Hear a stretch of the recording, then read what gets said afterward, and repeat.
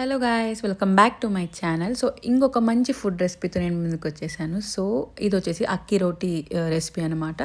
So Karnataka side ఇది చాలా special recipe. మనం ఆంధ్ర సైడ్ మేమైతే ఎలా అయితే తప్పినట్లు అంటాం, సో దాన్ని డీప్ ఫ్రై లేకుండా ఇలా రొట్టెలాగా చేసుకుంటాం అనమాట.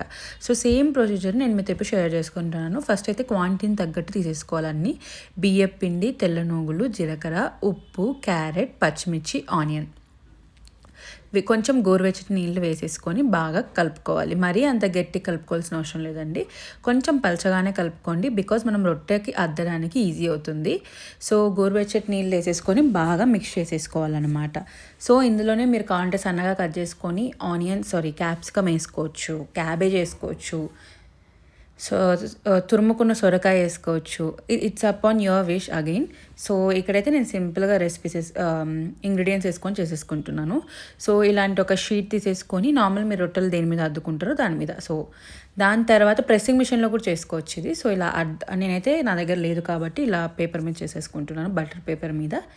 సో ఫస్ట్ అయితే కొంచెం ఆయిల్ రాసేసుకొని, కొంచెం పిండి ఎంత క్వాంటిటీ కావాలో దాన్ని తీసేసుకొని కొంచెం పల్చగా అద్దుకోండి రొట్టెని. మంచిగా అద్దేసుకున్న తర్వాత దీన్ని మీడియం ఫ్లేమ్లో కొంచెం ఆయిల్ వేసేసేసుకొని కాల్చుకోవాలన్నమాట. సో ఇది చాలా బాగుంటుందండి, చాలా టేస్టీగా ఉంటుంది. ఇంకా సొరకాయ వేస్తే ఇంకా చాలా సాఫ్ట్గా వస్తుంది అనమాట. సో ఇందులోనే మీరు మెంతాకు వేసుకోవచ్చు, సొరకాయ తురుము వేసుకోవచ్చు, బీట్రూట్ తురుము వేసుకోవచ్చు, క్యాబేజ్ తురుము వేసుకోవచ్చు, అన్నీ వేసుకోవచ్చు అనమాట.